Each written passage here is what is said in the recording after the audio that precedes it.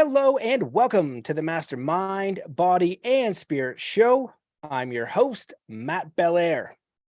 Today's guest is a best-selling author, podcast host, coach, world traveler, speaker, and entrepreneur. After decades of heartbreak, loss of loved ones, and numerous business failures, he was able to uncover the behavioral patterns that arise in hard times. These experiences led to his life's mission of helping the world alchemize their rock bottom into personal power. He is the author of the new book, Mastering Adversity, Unlock the Warrior Within. Welcome to the show, my friend, Lance Essihos. Thanks for having me, brother. Woo, good intro. Thank you. Great to see you, man. Like you've done that a couple times, huh? Oh, yeah, got to practice, man. If you guys don't know, Lance has got his own epic podcast. He does a lot of great work. It's great to see you release your book. I don't know how new that book is, but it's great to have you here, man. It's great to catch up. So why don't you just tell the audience a little bit about yourself, a little bit about your story, and we'll dive into all the good work you're doing. Yeah, thanks, bro. Thanks so much for having me. Yeah, I mean, it's been a wild one. The book came out at the end of last year, and, there's just been a lot of crazy shit go on in my life, just like anybody. But, I started out when I was younger, I was a hockey player. Then eventually that didn't work out and got into the bar and restaurant industry. That was a lot of fun, but, very, very hard on the body. Went through a lot of different loss over the years, addiction, all of the things. And, eventually getting into doing the healing work, growing and personal development, just like you've done for many years, and started the podcast. And that was kind of, the next level of the journey. And it's just sort of unfolded as it has, and then here we go in a global pandemic in the middle of it all. And yeah, it's been fun, man. There's a lot of pieces that have kind of made up the journey. So really depends on where we want to dig into.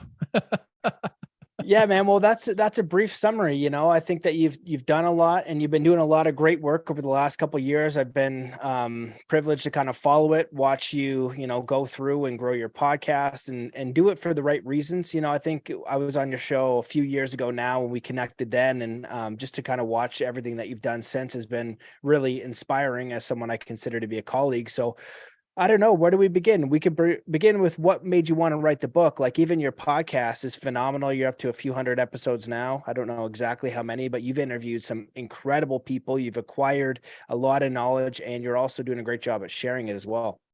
Yeah, thanks, man. And it's been great. And you were able to come on the show, and then you were also on my summit in 2021 too, which is awesome, right? That was awesome to have you on there.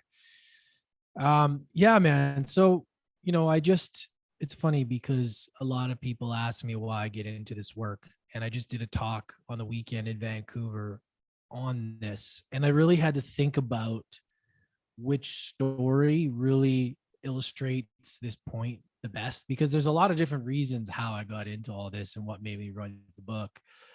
But I would say the best way to sort of explain how it started was I was in Australia at the end of 2015. It was December 2015.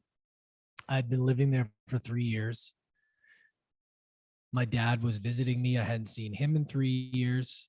And I was working as a bartender, bar manager at one of the bar, hotel, cocktail bars, just getting into shenanigans. It was a crazy shit show, but lots of fun. And I was living that life, and things, at that time were pretty good. We had been through a lot of loss. We had lost my grandpa, my grandma, 2 uncles, and one of my dad's friends. So although my life was relatively good, my dad had been through a lot. So he'd come to visit me, and we were trying to travel a little bit, and, just sort of, just to kind of give him a bit of a lift. And so we kind of enjoyed Christmas, and he was there, and he was like, I can't believe you live in Australia. This is so fucking cool. There's so many beautiful women here. How are you living on this beach? Like, this is just like, I saw his life just light up. Right. It was beautiful. But then once I went back to work, the beginning of January, the first week, was kind of back into it. My dad was at home, and I went into work, and then I get a call from my older brother, and he told me that he just got off the phone with the RCMP, and that our younger brother had taken his own life. So that was tough to hear. Obviously, you hear that kind of news, you go into denial mode, you go into all the things like, what could I have done? All of that. But the thing that was really challenging was thinking in my head, like, how am I going to tell dad? Right. So I had to tell him. So on the way home, figuring out in my head in the Uber ride, how am I going to, thinking about all these things, like how he's going to react. And, eventually got back, told him. The look in his eyes was something I'll never forget. It was just such a sad feeling just watching his reaction. And, after that, it's kind of a blur. We just sort of had to do what we got to do to kind of get through that moment. And then the next move was go back to Canada, flew back to Canada, do the funeral thing and all of that. And then, things were kind of never the same after that. I went back to Australia. 2016 was a bit of a blur. I drank so much. I did so many drugs and partied, and it was like an absolute blur. I don't know how I even survived that, to be honest. And then by the end of 2016, this is where things like, people ask me, what's your rock bottom? This is sort of where I sort of started to really shift. I just decided, for some reason, the grace of God or something, that I needed to quit drinking alcohol. I was so much pain at times. Like, I would have such bad anxiety. I would wake up with these tremors and a hot sweat, and I couldn't even walk to the bathroom. My anxiety was so bad. And it was just like, I kept reliving the lesson over and over again until eventually I was like, I got to stop. So in the beginning of 2017, I decided to stop drinking. And what really changed for me there was, people asked me, how did you quit booze? Like, how did you do it? And I ended up quitting for the whole year. This is only part of the story, but I'll talk about this, is that I had to leave the environment that I was working in. And in order for me to get sober, I had to change my environment. And when I changed my environment, I got out of that stuff. Then I was able to start to rebuild myself. And then I had to kind of create a new purpose for myself, and then re-engineer on the habits of that person I wanted to be. So I started reading books, started really getting into meditation and spirituality. And I didn't know what was happening, but I started to feel better. I started to feel more connected to myself. I started to feel like, wow, I feel like there's this, I'm building on something here versus digging myself out of a hole. And that was really the moment where things shifted for me because of the new habits I was creating, really focusing on my fitness. And then, so 2017 seemed to be going well. I was dating a girl who was really supportive of me, and I got a new job. I was working at the Four Seasons in Sydney. I was doing really well, thinking, oh man, my life's on track. And then July 2017 is when things went haywire again. I get another call from my older brother. I started to not like these calls that much. And he's like, hey, dad's got 48 hours to live. You got to get home. He's got stage 4 pancreatic cancer. And when you hear that about your dad, and you know that you were just spending time with him not too long ago, things emotionally kind of unraveled for me. And had to go back to Canada, deal with the funeral thing again, a 15-hour flight to LA and then a flight to Victoria. It was a long way. And then I slowly just kind of got there, watched him sort of go from alive to not alive within a few hours. And, It's still one of the hardest things I've ever witnessed or felt.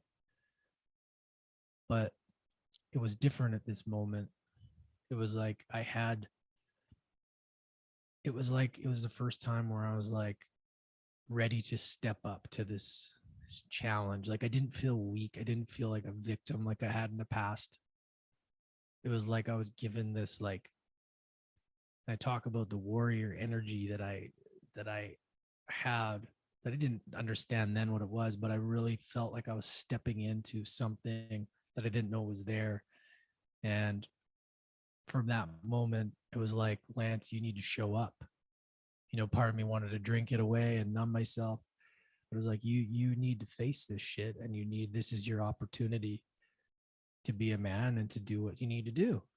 And that's what I did. And I had this wave of empowerment. Even though I was in pain, I was like, you got this. And I don't think it would have been possible if I didn't have that blessing of the sobriety journey that I was on, because prior to that, I unraveled into the booze and the partying. So from that moment on, man, it changed a lot for me. I moved back to Australia, finished working for the bar for the next 6 months. And then at the end of 2017, I got out of the industry and moved back to Vancouver, and then just started the next journey of my life. Fast forward a year later, I started the podcast. And yeah, man, and ever since, it's just been a pursuit of peeling back these layers and discovering what's holding me back, and going through the trauma and doing the work on myself and healing the pain and healing things that I didn't know need to be healed, but now I'm realizing that were keeping me stuck. And yeah, man, which eventually led to the book, and we can talk about that. But that's kind of how, that's one piece of the story, that I can really just share with you and your listeners is really the reason and the time that things shifted for me, and why I do what I do today, and why it's important for me to really create a meaningful life the best that I can and inspire people to do the same. Wow, man. Well, it's the first time I've heard that story coming from you. That's challenging painful. I don't know, challenge is not a good word for it, but just painful and sad to hear. So I'm glad that you were able to deal with your loss of your father in a healthy way, because if you had been still drinking, it could have been a lot worse, right? We can let these traumas and these terrible experiences really accelerate our negative spin. You know what I mean? And make that an excuse about why our life has just gone to total crap. But it does seem like you're able to use it for a positive. So I'm glad you're able to do that. And in your book, you talk about this because adversity, it comes in all forms. And I think trauma is a big one, right? Trauma or loss or abuse. There's a variety of ways, but trauma is one of the biggest ones, especially losing a family member. So I'd love for you to talk a little bit about um, mastering adversity, and your book has a lot of cool stuff in here. I want you to kind of touch on all of it, but the 4 adversity archetypes I think are really great, and then also just even defining adversity before we even start to dissect it a little bit. Yeah, adversity.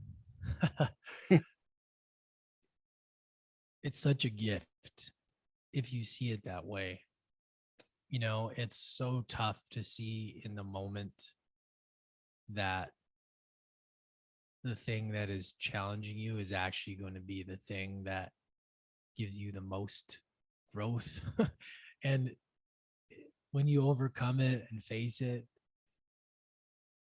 it's like what gives you the gifts of life and the fulfillment that we seek on the other side. And so everything that I've ever done in life, and I'm sure you can agree, it's always come on the other side of a difficult situation, right? Because we're forced to look at ourselves and what comes up when something challenging. It's just your emotions, right? And so many people, sometimes they'll think, certain things will affect them and be very hard for them, and certain things won't be hard for others. So it really comes down to, in my opinion, the stories that you've lived up until this point, the meaning you take from certain things or been through, certain things that have left impressions of in your life, you know, like trauma. And that when that thing comes up that reminds you of something, it like brings up this feeling, and it becomes you know, it depends on your emotional state. So it's fascinated me how we can learn so much from that and how it's so different from everybody.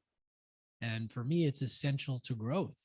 And so what I've really tried my best to do is when things get difficult, just tell myself, this is going to be what you're going to talk about later. Like, this is going to be the thing that you can help somebody with later. And it's not always easy, but it's always been the truth. You know, it's always been, when I overcome something, I'm able to help somebody else with that later. And when you choose the path of calling a book Mastering Adversity, you're going to face some of it, right? And just the book itself, man, it was like putting this thing together was the single most challenging thing I've ever done. You know, and you know, our original publisher went bankrupt 3 months out of release, you know. So it was just scrambling to just get it. And just, I put so much effort into that, but it was such a test of the feeling of when it was done. I was like, man, that was all worth it. And that's, you know, that's what adversity is to me, man. It's like really, and it's different for everybody. It's like what pulls that fear or that insecurity or those limited beliefs or thoughts out of you in the moment, makes you question and not feel confident. Like, that is so interesting to figure out about ourselves, you know, because it's different for everybody. And I feel like as you get better at regulating, for me, it's been regulating my nervous system, doing breath work, doing hard workouts, right? Getting in the sauna. It's like getting myself to the level where like shit comes, I'm like, no big deal. As before, say I was hungover, everything's a big deal. Everything's like, oh my God, the world's over. Right. And it's like, and you realize that it's just not true. And yeah, so that's how I would see adversity. How would you define it if you were to define it? Well, I like your analogy, and I think it's important because it's the idea that, you know, people say like you're spiritual when everything is perfect, but who are you when shit hits the fan, basically, Yeah. right? It's like you've got all these great ideas of kindness, of love and compassion, and then you're in, you know, rush hour traffic and people are cutting you off and giving you all kinds of reason to be upset. That's really when the test comes. It doesn't come when anything's perfect. And you know this from being a high level hockey athlete, and any other high level athlete knows that, is like the great ones are able to handle adversity the best because it's not all smooth sailing. And I don't think that we want it that way because we don't test ourselves, right? And this is a lot of what the Navy SEAL training is like, and the martial arts training is like, is you are going to deal with adversity, some horrible things, some challenges where nothing is comfortable. How are you going to handle that? Are you going to fold? And we look at this world now and it's very soft. You know what I mean? We've got 20 ply everything and the soft, you know, there's no challenges. And so that really leaves us in a position where we don't have our own empowerment. We're not testing ourselves. And that's important to do. So I think adversity is necessary. I think it comes in many forms. And sometimes we can put ourselves through that, like you said, with these different types of training, where we can train that mindset. We can train mental toughness. We can train ourselves to have a more positive outlook. You know what I mean? So when the adversity happens, is it, oh my God, this is the end of the world, or how am I going to respond to this situation? Right. Yeah. So yeah, that's how I see it. So I think you brought up a lot of great points there. Yeah, man, it's so true. Like, you can't really define a person, even their character, when things are great. Everybody's happy when things are great. But how does that person show up when shit hits the fan, their back's up against the wall? How do they treat people? How, you know what I'm saying? Like, under pressure, like, do they still have respect for the waiter at the restaurant? Like, do they still keep their integrity? Like, weird things happen when people are under pressure, man. Weird things happen. And man, it really reveals, it pulls back the curtain and really reveals of who you are. And that's why sometimes, man, when things get tough, and they have been, and they are at times for me, I'm like, this is what I have. This is what I work in. This is the moment. Why I fucking do this stuff is so that I can still show up as that person I'm proud of when things are hard. Because it's so easy when things are going well, man. Like, it's like, how do you show up when things aren't? And that's how you do, and that's how I've really taken pride in doing my best. I'm not perfect, nobody is, but and yeah, I think it's a good lesson for people to think about and remember. Yeah, and I think it's almost like a test from the world too, because you do all this work and you have this opportunity through a real life experience to exercise the things you've learned.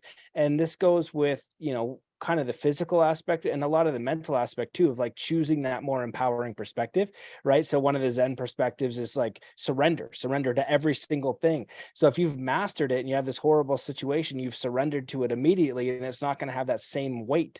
You know what I mean? It's going to be perceived and handled in a much different way, rather than you're trying to control everything. And it's like, do you have that opportunity to remember that, but also embody that, which can be incredibly hard, because I can, in my mind, remember these teachings sometimes, right? But in my Yeah, body and what I'm going to choose, like, no, I know that, but I'm pissed, and I'm going to do that, the thing that totally. might be ideal. And that's also okay. And I think that Totally. the awareness of it is like, you know what? You didn't do great at this test, and you can try again tomorrow. And upon reflection, you can say, could I have handled that differently? And would I have preferred that? Yeah. And that's when the next time you get that opportunity, you can make a different choice. And that's essentially growing.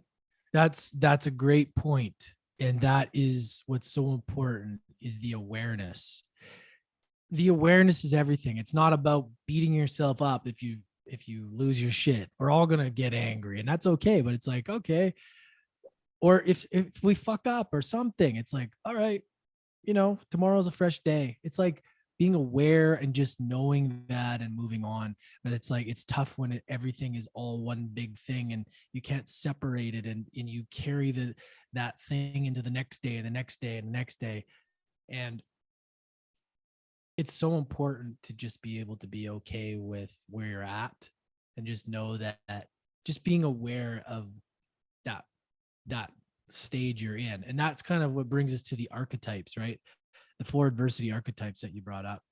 And one of the biggest things that I was thinking about while writing this book is like, what is actually happening when we go through adversity? Like, what the hell is actually happening? You know? And what I wanted to do was basically, at the simplest level, is create more self-awareness when shit hits the fan. How do you react? Right? So I wanted to create these archetypes so that I could, for myself, even, I use this stuff in my own life to deal with things, because it was a good way for me to be able to identify it. Because then once you can identify it, you can start to heal it, or you can move through it. You just know. So I have these categories, and there's 4 of them. And one is the distractor. So when adversity hits, there's the distractor, the person that jumps for the bottle, or sugar, or the porn, or whatever addiction, to distract themselves from feeling and looking the adversity in the eye, right? And it's part of society, right? We all do it. And the second one is the victim. So the victim is something that we've seen a lot in the world right now. The media wants us to feel like we're all victims, we don't have any power. And it's basically the complete opposite of ownership. It's giving other people the power, it's complaining, it's pessimistic, like, poor me, my victim of my circumstances, all the things. Then there's the fixer. The fixer is the better of those ones, but it's that person that as soon as shit hits the fan, it's like, what book can I read? What's the next event I can do? How much more? Let's go for another plant medicine ceremony. Let's do this. Let's do that. And there's nothing wrong with that. But the fixer in this stage is the one that doesn't really trust that they know enough to do what they need to do now. And they just outsource their power to somebody else. And all this is okay at certain times, but there's times where you've read enough books, you need to apply it. You've watched enough podcasts, you've done enough plant medicine. Now it's time to integrate it. And integrating means applying it in real life, right? And again, all of these can show up in one day. But for me, what was helpful is like identifying, oh, okay, that's distracted behavior, pull out. Or that's victim. That's, oh, you're being a fixer, just in my own head, so that when it happens, I can know what's happening and pull myself out. And then the one that this, obviously the warrior, you're very familiar with. And this came to me in breath work. So the story behind this isn't just the usual warrior archetype. When I did a breathwork session in 2020 in Sedona, I unlocked something that I didn't understand. And I remember just this feeling of like bringing out this warrior that almost been in there for generations. Like it was like, and normally a breath work up until that point, it was a very emotional. I would cry a lot of it. I was new to it, but this one was different. And I started laughing and I was screaming and I was like, oh my God. It was like it was freeing myself for the first time. And then it came to me, I was like, we all have that. We all have a warrior in us. If our families have survived all these times and we're alive today, we have fucking warrior energy in us, all of us. And it's about unlocking that and embodying that. And I was like, that's going to be the concept of the book. And for me, the warrior is like the most embodied, powerful human that I could possibly be. A balance of the feminine, the masculine. Like, and for me to connect to real warrior energy, it's tapping into the feminine of meditation, slowing down, journaling, so that I can be better masculine. And, because the warrior is generally considered very like attack, very masculine alpha, which is great. You need to be able to do that. But for me, I was like, the message that I got was like, it's more of a well-rounded, even like it's more of, a balance. And I think that is what the world really needs right now, is the ability to be able to go on the attack when we need to, but the ability to slow down, have empathy, compassion when we need to. And for me, the warrior was like the ideal archetype for me to shoot for in my mind, like the hero of my own movie. And the warrior could be something else for somebody else. It could be whatever gives you that feeling of empowerment in the moment. Like, what would warrior do? And I asked myself this question when things were going hard during the book. I was like, what would warrior do? And that immediately like gave me my power back. And that is the key, is to help people take their power back and just step into that. And I talk about it in the book, how to, embody the warrior spirit in your life. From my perspective, we could go all kinds of different ways about it. And I'm sure you have many perspectives on this too. But for me, I just wanted to keep it simple and basic for somebody. When shit hits the fan, how do you show up? And the warrior is the one that you want to shoot for. You want to learn how to embody that in your life the majority of the time, and figure out what it is so that you can connect to your intuition, so you can feel into your heart versus your ego all the time. And that's the whole concept behind it. So yeah, I hope that makes sense. Yeah, man, I love that framework, because what you do when you're going through those archetypes is you provide about 98%, almost, other than a few outliers, of the mindsets that will happen when adversity is faced. And then when you're going through it, you're going to go ping, oh, interesting. You know what I mean? I've just ran for the bottle. I've been distracted. You know what I mean? And you're going to see how you've applied that. And that's so important for the step of awareness, because you can link it to an external action of what happened unconsciously, right? It's like this program is run, an external stimulus happens, the unconscious mind runs a program.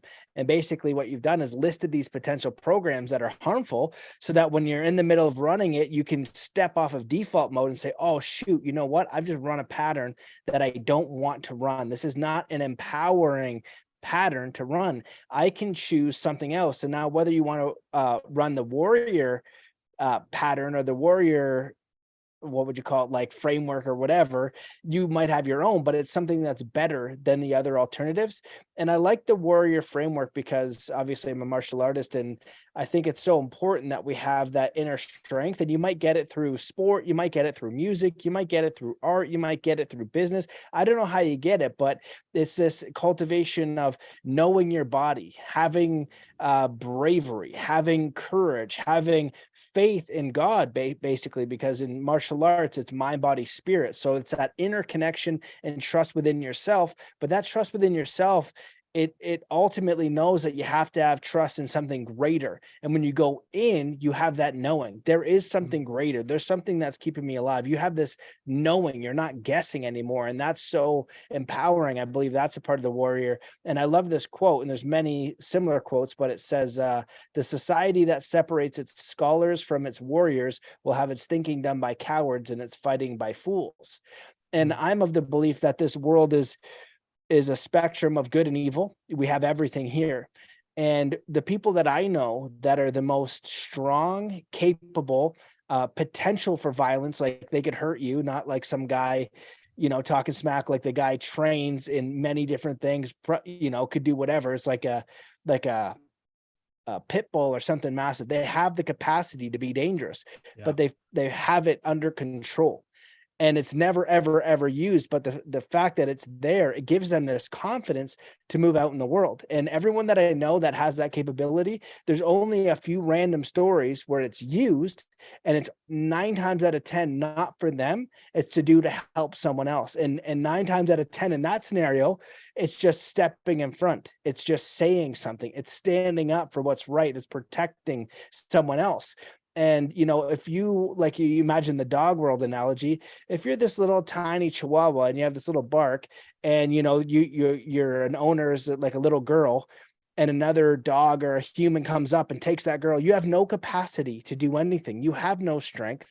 You have no power. There's nothing you can do, right? This can be developed. Meanwhile, you have a pit bull that, this dog comes out and the pit bull will just tear it apart because we need to stop here.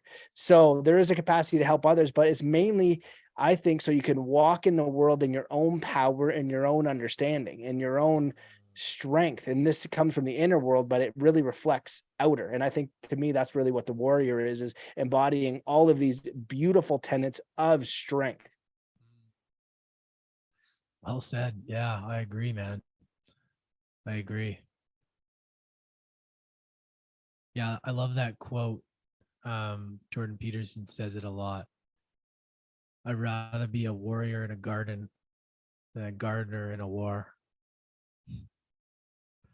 I love that quote.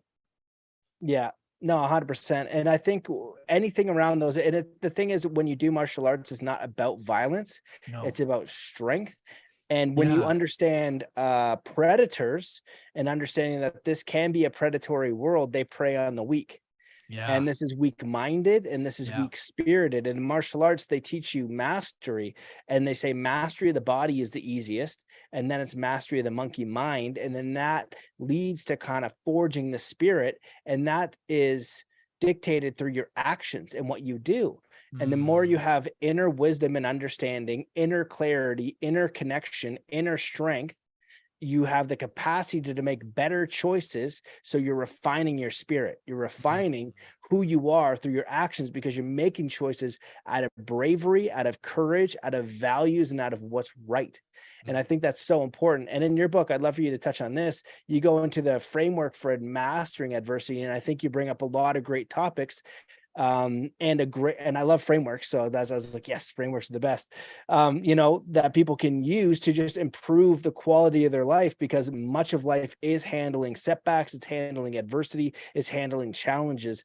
And if we can learn how to do that in a very empowering way, we're going to experience life in a much different and more fulfilling way, right? Not like every little thing, woe is me, the sky is falling. It's like David Goggins, where it's like my leg was falling off. So, I just I put some duct tape around that, so I guess, then, what I mean? Then for Yeah. some reason, somebody was shooting, I got shot in the arm, and like, I just kept going. It's like, holy smokes, like Guy's nothing's crazy. stopping you. You know what I mean? It's just an animal.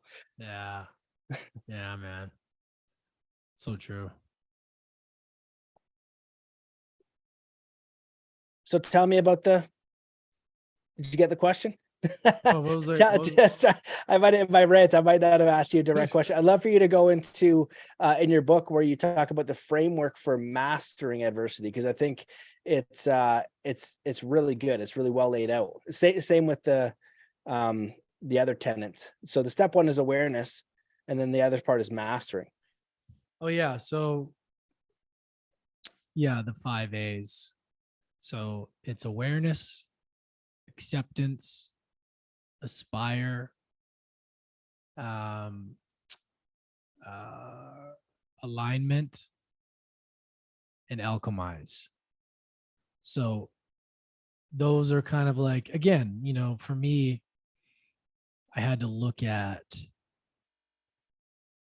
because people used to ask me all the time, like, adversity, like, how do you do it? How do you move through it? And I never had an answer. And then, so what I wanted to do is just kind of create like what happens in the moment, right? Like, how do we do it? So to keep it simple, first you got to be aware, right? You got to be aware of the situation, and then comes the acceptance of it, not like giving up, but just like accepting what is.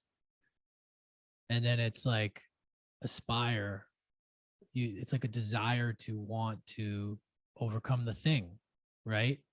And then if you aspire to want to do the thing, then you got to get aligned with actions that are going to help you do that. And the last one is alchemized, and it's kind of turn it all into actionable steps to move forward through the adversity. So that's kind of how, and I sort of talk about, and what I do in the book is we have the A's, and then I sort of just talk about different things throughout the book that I've used those, different stories that pertain to those. And I found it to be helpful even for myself, just to like think about it, through the process. And just doing that itself, again, to create more awareness in the moment, can be super helpful, at least for me. And I think for other people, it'll be the same. Yeah, 100%. It applies again to me for any kind of sport. And so it's like a plan of action. When something happens, you Yeah. have a framework to go to, because if you don't have a framework that you're choosing, you might go into the default mode network, and often that default mode network is not the optimal network. And so this is where we can look at neurobiology and neural pruning and all the interesting stuff there, but we can actually train our brains to have different automatic responses. And so what you're providing here is the first step is awareness of what may happen in the default networks that you don't want. And then here are some preferred default networks that you can then encode, but it requires awareness first. And once awareness happens, then it's the choice to choose something else. It's just like the traffic example. Someone cuts you off and you could choose to swear at them, to honk the horn, to go nuts, and you could choose to just let it slide, to not take it personally, to find a peaceful scenario. And I remember one of my buddies listened to the podcast, and he goes, he listens, it's funny because he listened to like every episode, I think up until like 100 or something. And at first he's like, he used to say this like driving example, and he drives in rush hour traffic, and you'd be like, oh, you don't have to get mad. I was like, you're full of shit. You're like, of course you have to get mad. Like there's no other way around it. Someone cuts you off. Like, what are you supposed to do? And it was like around episode 50 or 60, he's like, we're having a beer at his house. He's like, I don't get mad when people cut me off anymore. He's like, I can't believe it. He's like, it's a whole nother world. And it became, it's that same step of just awareness and then maybe a choice. And then after a while, you have this new frame of maybe not taking it personally, or you've done enough self-reflection and analysis of what that energy is, right? Because it's an energy of anger and you're holding that energy of violence, right? Oh, this guy, I'm angry. Now I'm imagining, pulling him over and whacking him with a baseball bat. And now you got violence going through your body. You're carrying all those energies Yeah. when that doesn't feel good, right? But peace feels good. Contentment feels good. Surrender feels good. Courage feels good. Compassion feels good. And those things are preferred. And at first, you might have to will yourself over to compassion. So it Mm, won't feel compassionate at first. You're choosing it.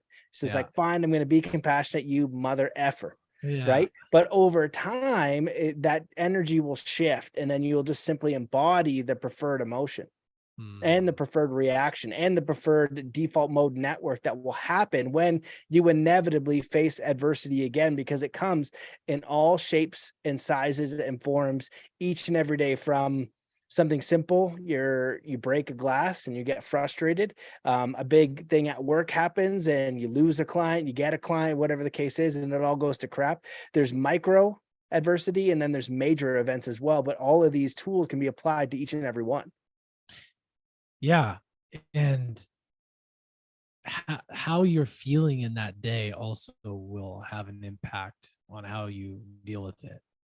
Like, let's say, I can use my drinking example. When I was hungover or when I've eaten bad, this is why what you put in your body is so important, is because that stuff weakens you and it makes you feel like you can't get a grip on things or something. Like it feels, you don't feel as strong. And I've tested it, as an entrepreneur. I've tried going out all night and eating bad or just eating bad. And then, the next day, or even from having like a breakfast that I doesn't serve me and then trying to deal with problems that come, it's like confusion and chaos that's unnecessary and creates more adversity than needed. So I have found that a lot of the stuff, the adversity can not be avoided, but it's like you can condition yourself, like we talked about earlier, to kind of put the body armor on for the day so that you're ready. And I feel like that's why morning routines are so important, because it's like you're just setting yourself up like, all right, I got this, I'm ready, like bring it, versus like reactive mode, like, oh God, you know what I mean? Because you're not set up. It's like when you first look at your phone in the morning, it's like I've tested this out. I'll like immediately start reacting on the phone, like, and then the whole day I'm being pulled. And then if things come at me, I just feel out of control. And that makes the challenge that much harder. But when I know that I'm doing my things for the day to get ready, and now I'm like, now I'm turning on my phone right now. I'm in control. I'm going to see what's going on. I'm ready for whatever. I'm ready for the email. I'm ready for anything that comes. It's just like, okay, everything else is like is controllable, or it's easier to accept in the moment, right? And I just wanted to bring that part up because a lot of that stuff can really, a lot of the daily stuff we can really um, get ourselves ready for, so that it doesn't throw us off. Some people just get thrown off on the smallest things. And then you just ask them, you say, well, what are you eating? What are you doing? What are you watching? What do you do when you get up? And you just know right away. You're like, well, that's why. Like, that's why these things are. And obviously, there's more nuance to it. But for me, it's easy to tell the people that are are ready for battle, have that resilience, and the people that don't get too bent out of shape when things happen. You can tell that they usually have some sort of routine, or they're usually very disciplined, or they're usually something, right? They're usually pretty mindful of what they allow in or what they allow in their bodies. Yeah, and I can think of a good analogy for this. Like if you imagine going camping, or something, and you're, going camping for the weekend. You got one guy who's super prepared the week, has everything, ready to go, and he's checked all the lists. He got everything he wants. So camping goes out, right? Then you got mosquitoes, then you got rain, then you got whatever. And he's just got a tool and a preparation for everything. Versus the guy just shows up and has nothing set, maybe a tent that's like, not even really packed right. That's not setting up right. And then what it does is exacerbate the problem over and over. And we can see this throughout the day. It's like preparing in your inner world for the inner conflicts that are going to happen, and you can have inner tools for that. And I'm also reminded of the Buddhist noble truth that life is suffering, and I prefer Alan Watts's translation, where he says it more accurately translates to life is frustrating. And I constantly remind myself of this, and I wake up and I get frustrated by something. And it's silly, because if that's what life is, then why am I being frustrated by what life is? Yeah. Like, so if I lived in a really rainy environment like Vancouver, and every single day it rains, and I go, oh, I hate the rain. I hate the rain. And it's just like, this is where you live. You know what I mean? Or like, I'm getting upset by the wind. Is like, this is what it is. So you have to learn to have that deep acceptance. And that comes from the inner world toolbox, which is available. And when you're talking about the morning routine, a big piece of that, I think, is the space for consideration for what the day will bring, and setting it on your terms. Is like, you know what? I'm here. I have a little bit of space. I'm going to reflect a little bit before I engage about what's going on. Same thing for a martial arts fight, the same thing for a sport. You're even on the bench in hockey between shifts, you're reflecting on what happened last shift and what you're going to do this shift. That space to think will allow you to adapt to the next situation with greater creativity and control. And then you need that space. And what's happening is most people aren't giving them the space to reflect, so they're overloaded. They feel overwhelmed, like a computer's got 100 gigs, right? And they got it maxed, and they never clear any data by reflecting, by journaling, by breath work, by meditation, by talking to a friend, by a walk in nature. Whatever you need, that so that when you re-engage their space, now it's not just continuous overwhelm. Totally, man. That's a good analogy with even the computer.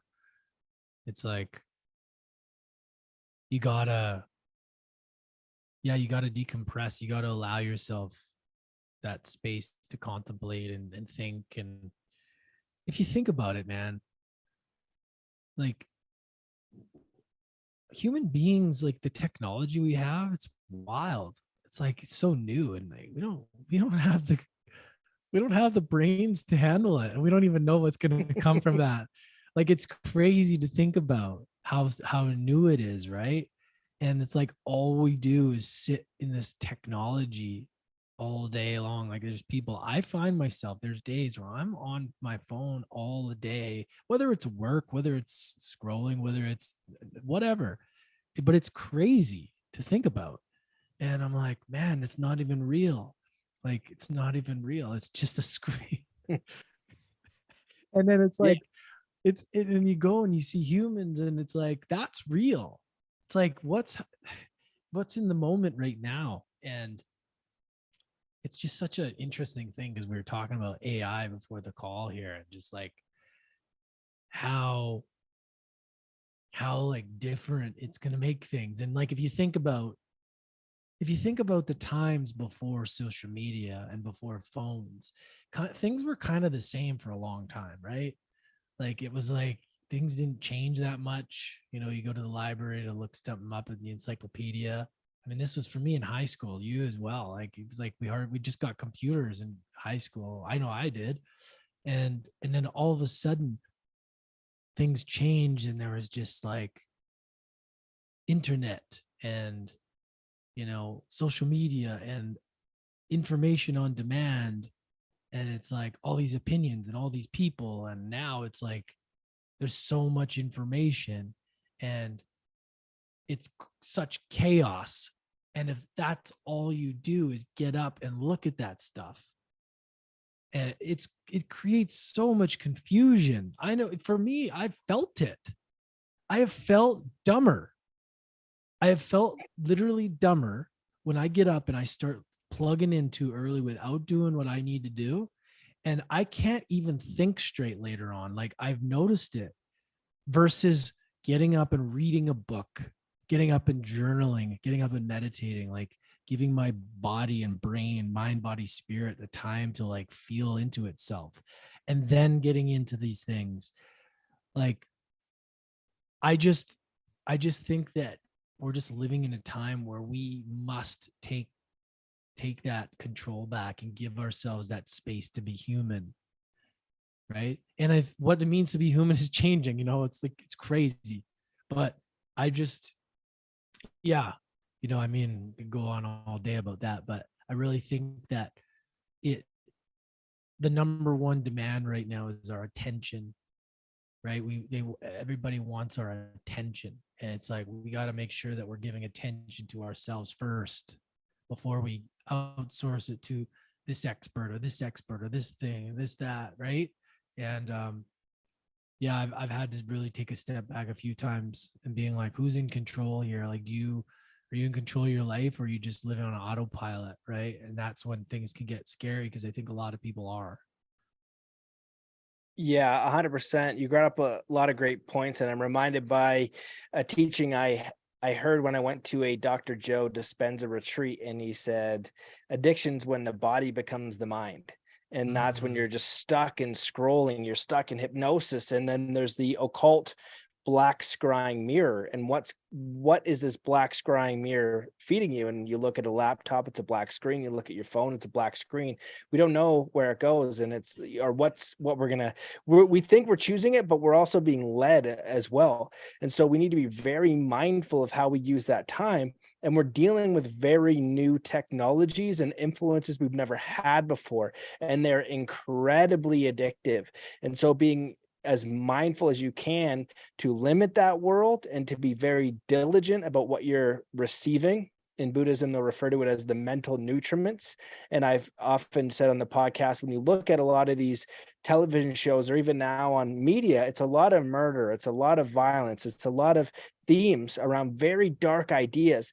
And they're not going in until you put them there. And I know this with my daughter. I try to limit her TV as much as possible, and she'll come up with a new idea. She only started becoming afraid from watching TV.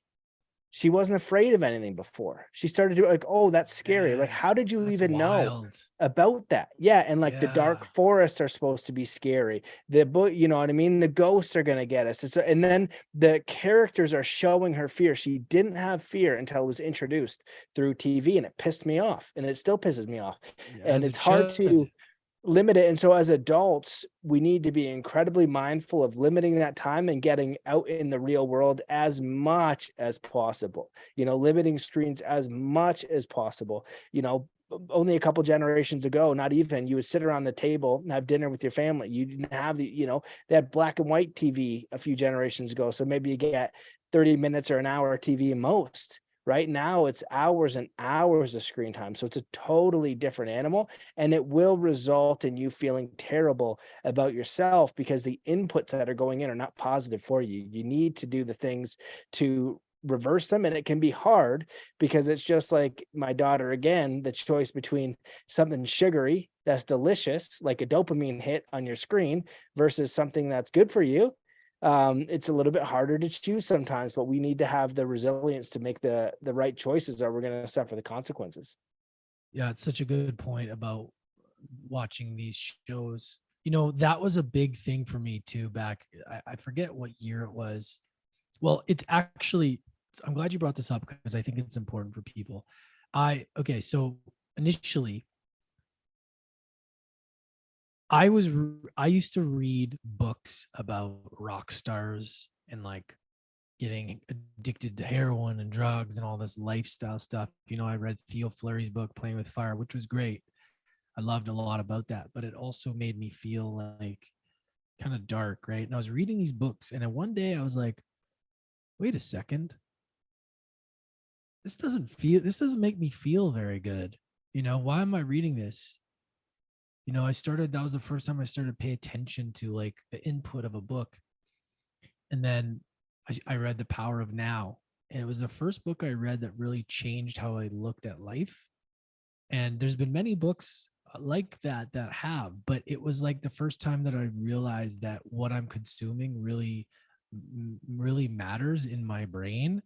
And then I started to think about, over the years, people that had the results I wanted started talking about watching what you watch, because especially before bed, because you're literally planting a seed that's going to marinate in the night, and you're going to wake up and you're going to feel that. Like, there's a consequence, and not to be a fear monger here, but there's a consequence to what you feed your mind and what you watch. And people think because it's a Netflix, because it's a streaming service, just like anything else, that they have their best interest. Like, it's all fun and games. And yeah, it's entertainment, but there's a cost. And if you're watching that stuff before bed, that's what you're putting in. And then you wonder why you wake up feeling anxious and scared and nervous and paranoid. It's like, that's so true for what's going on, but people don't realize it. They think that what they watch doesn't matter or something. And it really does. Like, so the reason I bring it up is because I had to stop. Like, I can't watch this stuff. Even, when I'm visiting my mom or family, a movie, I'm like, I don't want to watch that, because it's like, it's going to make me feel like shit. And I know the consequence of me feeling like shit takes me away from who I want to be. And that's just the reality. It's like, I'd rather watch something that I'm going to either learn from, or it's going to, like, even a comedy. I'd rather watch a comedy because laughing is good. It's good for the body. It's good for the soul. It's nice. It's good to laugh, right? It's important. And I'd rather laugh my ass off to something stupid that's just funny than watch something dark that's going to, like, make me feel down. And I remember watching shows like, the Ozarks and all this stuff, and I wanted to watch it to try it out. And then I was like, wow, this makes me feel dark. This makes me feel like shit. So I had to stop. And now, like, I don't, and I just, obviously once in a while I'll watch something, but I really notice it. And I prefer to watch something that inspires me or makes me feel good, because I'm super sensitive, man, to things, and to food, to information. And same with social media, man. If there's people out there that just make me feel bad, their energy, and I'm like, you're out.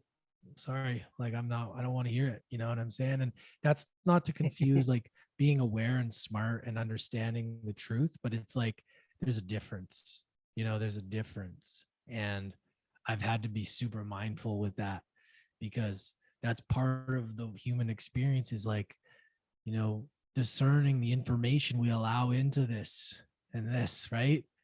And just that awareness itself can help change your life so much. For me, those changes make huge differences, right? Yeah, 100%. And I think what you're sharing is that the idea of what we're watching and what we're consuming is a lot more powerful and influential than we're considering. Mm. Where most people consider it innocuous. It doesn't matter that much. And if you look at the work of Dr. Bruce Lipton and Dr. Joe Dispenza and a lot of others, just before bed, what you watch, right? It goes into your dreams. Then you wake up, and then you're on your phone again, right? There's no reflection time, and you're not being deliberate. You can also, on the flip side, be very deliberate with what you program in your subconscious mind. So for years, what I would do is that I would have a guided recording of what I would prefer. And that would be traveling the world, starting the podcast. And I still do that now. And now it's a reminder I should actually update the one I have. I haven't used it because usually gets outdated, because I experience everything that I'm visualizing before I go to sleep. So it'll be like, okay, it's a guided meditation, and I'll do a little prayer in there, and guides me through, and then I'll visualize the things that I prefer, and I ask, and I visualize all the stuff I want, and that's how I go to sleep. And then you could wake up in that same container, and then you could work for that. So all of this has to do with your conscious will and attention. And in Stoicism, they'll talk about alive time versus dead time. And what's happening is, in this dead time of consuming all of this information, all of this TV, all of this nonsense, not being deliberate of your own conscious free will as a creator, then your reality is going to be created by default on what you're consuming. Yes. And so it really is a transformative night and day tool if you can really understand the power and learn how to use it positively. And the simplest way, Yes. just make your own guided recording, write down a bunch of goals that you have, write down what you prefer, and make yourself a guided visualization and just listen to it, push play as you go to sleep, and make that the last thing that you hear before you go to sleep, and then do it in the morning, the first thing that you wake up to, then journal about it, and then do a couple tasks of what you can do to push the rock forward as you deal with all the crap that the day is going to deal with you, all the current challenges and obligations you have, whether it's work or relationships or family, whatever. Just do the one small thing you can, and you'll be surprised how your life can shift in a very short period of time. And then after that, it's the dedication and discipline to just endure the path, because as you get to these new roadblocks, you'll get new goals, you'll get new aspirations, you'll get new challenges, but you will notice a difference and you will see the effect in your life enough for you to have the energy and capacity and will to keep going, rather than slipping back into the ease and comfort and almost like death grip of just passive living, of experiencing dead time as much as possible. Yeah. Yeah, man. 100%. Well, my friend, this has been freaking awesome. We're gonna wrap it up soon, but before we do, I want to know if there's any other topics that you want to dive into before we close this show. Oh man. I want to, yeah. Kind of something I wanted to hear your thoughts on AI, and like maybe we can jam about that for a minute or two and just see what you Sure. think. Yeah. What are your, Yeah. I'll tee a question up for you. What do you Okay. think? We'll switch roles. You're back into podcast form. Okay, go for it. Well, yeah. What are your thoughts? Like how has, and then I'll give you my answer too. Like how has your definition of AI from before you knew to now changed, and what are some of the things, positive and negative, that you think we should look out for? Yeah, AI is taking over for sure. It's like I see the new Google. It's going to be everywhere all the time. As of the last couple of years, because I did go into a lot of the negative stuff, and I still do report on negative news in Telegram and other spots, because I do think it's important to be aware of what's going on.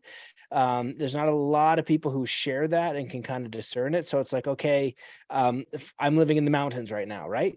And they say, hey, just so you know, there's been a black bear or a grizzly bear spotted on this trail. That's a scary thing, but I got to know that that's there, so that maybe I can take Yeah. another trail.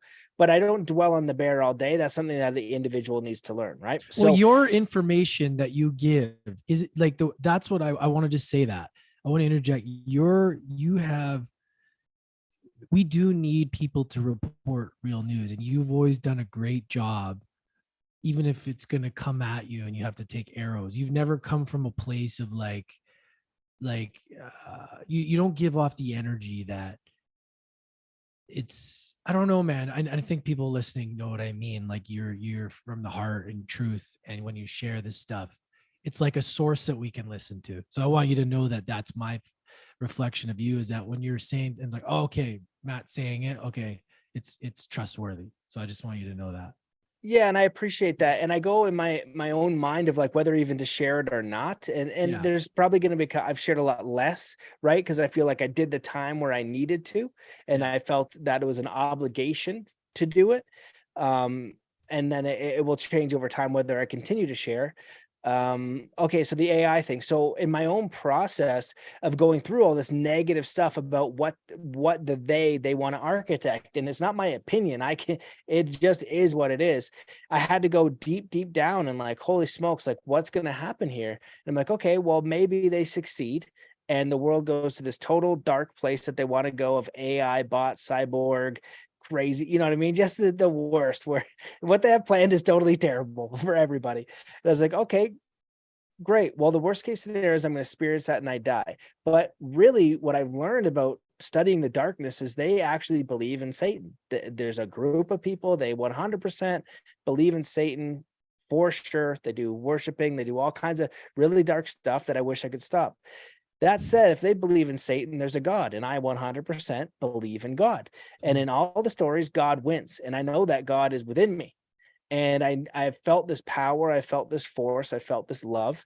And so when I go into the deepest of the dark, because the AI can go into that, right? Into the cyborg, into the takeover, into really dark stuff.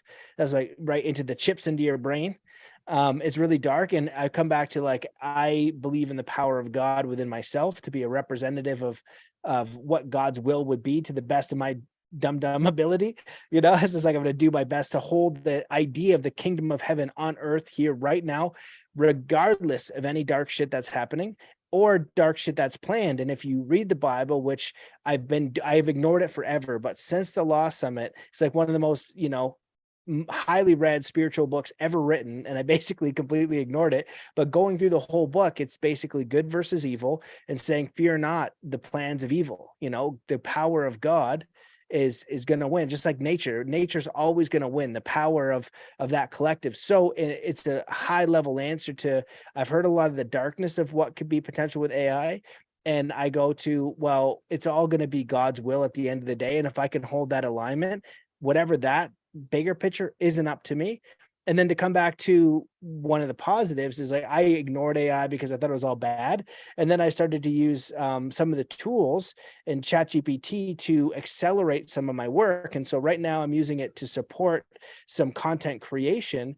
And the way that I say it is like, you could come up with a sports psychology program that's better than Zen Athlete in 20 minutes using Chat GPT. The issue will be is if you can stand on it because you're embodying it. And that's where we're going to see even in greater detail the frauds versus those embodying the lessons, the spiritual lessons, the physical lessons. They're going to resonate in a certain way. So, oh, I'm teaching about health and fitness. Meanwhile, I'm overweight and have a terrible diet, and I'm cholesterol through the roof, and I'm dying of a heart attack. Right. So it's going to require the implementation of the tool. Now, where it goes and what happens, I don't know. I don't know if it becomes sentient or anything like that. But even if it did, it does not trump the power of God. Look at how we are created. Look at how life is created. In my belief, there's no AI, no thing that's going to trump the power and creation of God and the soul that is within us. And as a side note, the dark forces, they've been trying to quiet and get rid of the ghost in the machine for years and years, and they cannot do it. That was what electroshock therapy was for. They wanted to see if they could shock somebody down to a vegetable to make them a complete automaton. And that's why they're going into AI human hybrid scenario. So that's a mouthful. So do what you want with that. Yeah. I mean, I agree. ChatGPT is useful in kind of like helping people that are very visionary or creative, kind of like with overcome those blocks that kind of stop us from doing it because of those sometimes practical things or steps that like I have a challenge with, like just like taking a program and like what are the first few steps on how to build this thing. I could do all the big thinking and all the things, but it's almost like giving you your own personal assistant and helping you break it down and make it easier, or like feedback about writing. I think it's great. And in that regard, where I see it as being a little bit strange is that I feel like we may lose our creativity in a way, or maybe it's already been in the works for a while, I guess, but like just seeing how easy it is to write something that you didn't actually write. And like, it's about the prompts. It's like, who's the best at the prompts? You still have to review it. And you still have to be aware and mindful of the language. Does it align with me?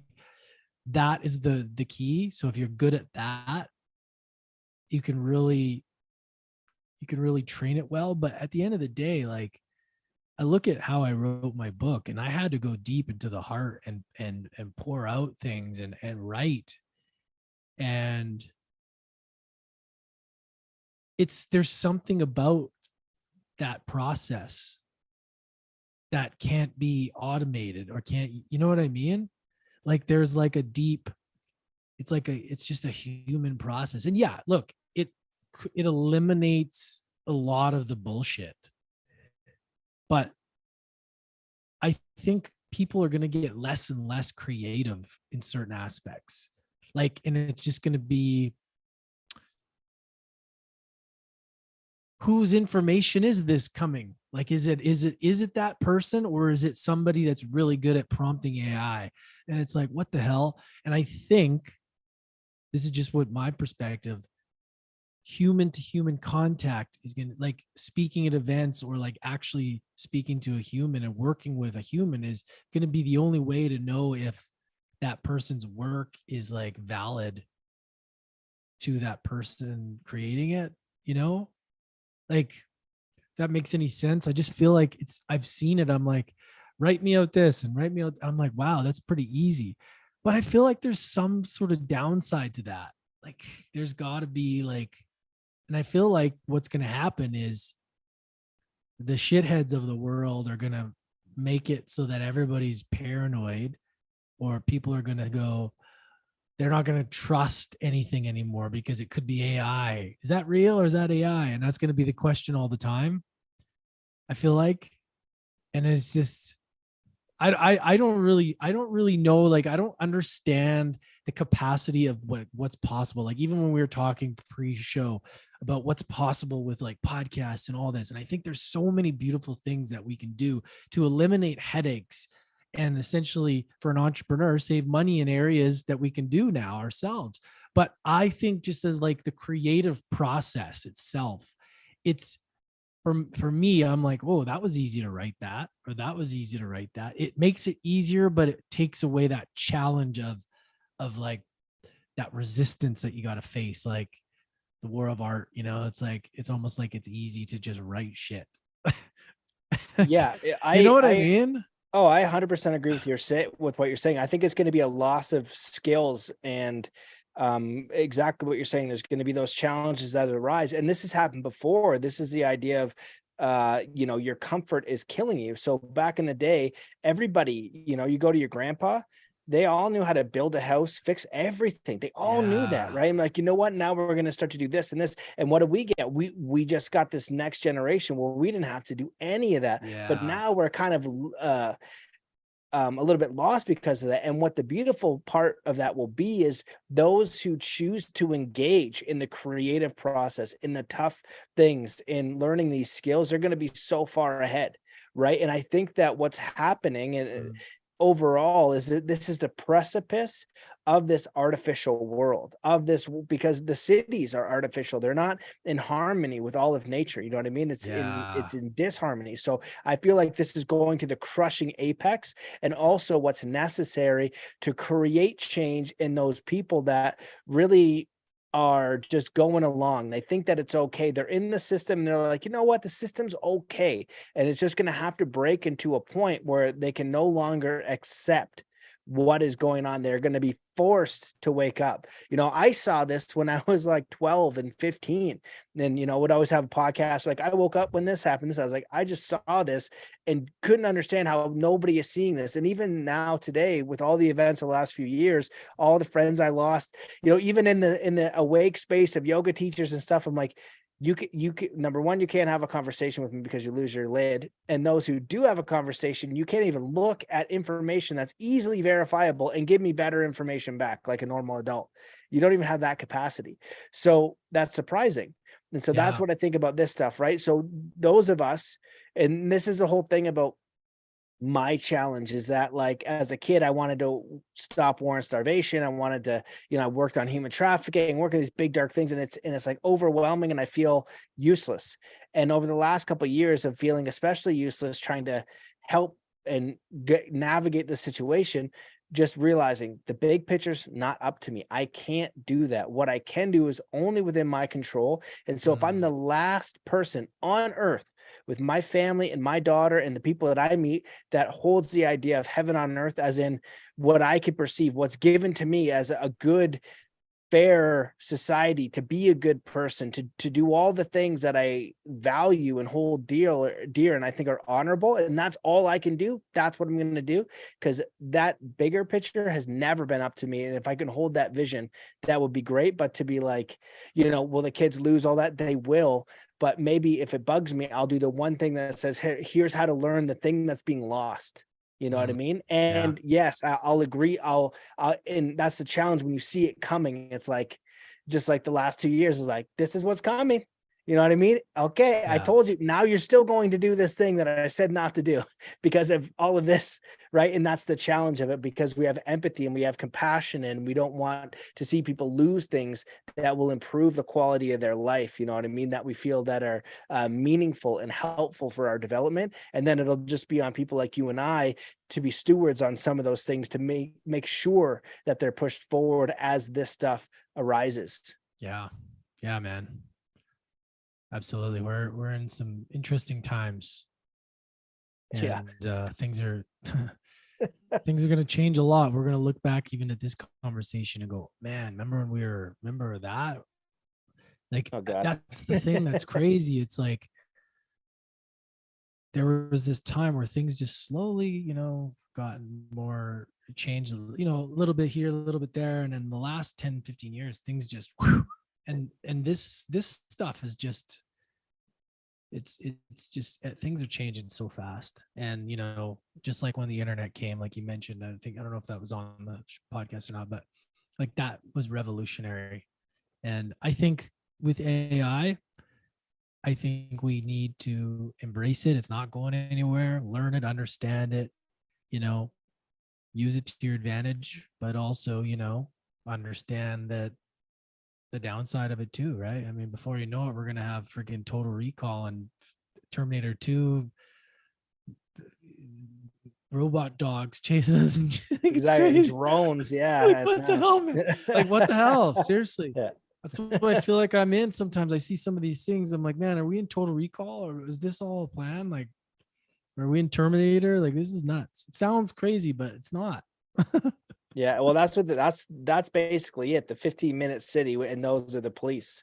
So they have this all planned, all written out, and I don't think it's going to work. And if it does, that's what I kind of go through. If it does, you know what I mean? There's too many people that know, right? And it's all built system. The beautiful thing is the whole system is built on people enforcing it.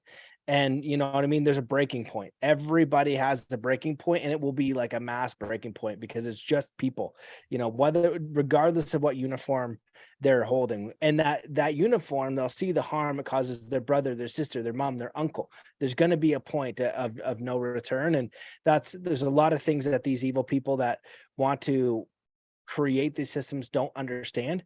And I've seen some good evidence as like, this is the last push. You know what I mean? If they had it, they wouldn't need to do all the propaganda, all the things, they would just do it. Right. So Yeah. it's going to be very fascinating times. And then that's where, because I've considered all this and how terrible it could be with deep contemplation. It's like, I have to focus on what the solution could be and my little part in this. Because today my daughter doesn't know what's going on with this. She knows that her daddy's home and we're going to go to the water park. You know what I mean? We're gonna have a beautiful time. And so it's my obligation to do the best I can that she can have a beautiful upbringing. And then the kids beyond her and 7 generations past her have that opportunity. So whatever I can do to participate in building what heaven on earth and an ideal society, and I'm going to do, and just, I can only be my part of that. And each of us take our own responsibility for that. We change everything, but we can only take our own ownership. Well said, brother. 100%.